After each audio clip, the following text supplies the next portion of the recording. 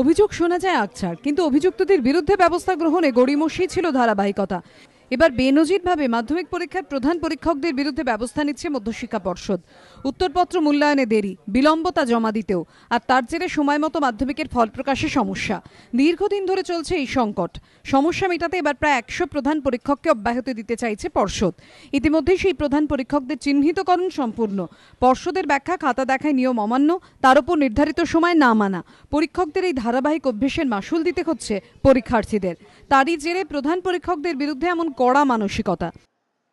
অপরাধ বলবো না গাফিলতি বলবো, আমি ঠিক টার্মটা খুঁজে পাচ্ছি না। এবারে একটা স্টেপ নেবার চেষ্টা করছি, যে হেড এক্সামিনারের এগেনস্টে এই ধরনের অভিযোগ আছে আমরা একটু তাদের রিপ্লেস করার চেষ্টা করব। পাশাপাশি নবম শ্রেণীর বার্ষিক পরীক্ষার প্রশ্নপত্র পর্ষদ তৈরি করার ব্যাপারে মনস্থির করলেও বহিরাগত পরীক্ষকদের দিয়ে উত্তরপত্র মূল্যায়নে নারাজ পর্ষদ। সম্প্রতি শিক্ষামন্ত্রী বৈঠক করেন পর্ষদ সভাপতির সঙ্গে। ব্রাত্য বসুর প্রস্তাব ছিল গৃহশিক্ষকতার দাপট রুখতে নবম শ্রেণীর বার্ষিক পরীক্ষার প্রশ্নপত্র তৈরি করুক পর্ষদ এবং খাতা দেখুন বহিরাগত শিক্ষকরা। খাতা দেখানোটা অন্য স্কুলে, এটা যদি আমাদের করতে হয় এটা আমাদের খুব মুশকিল আছে।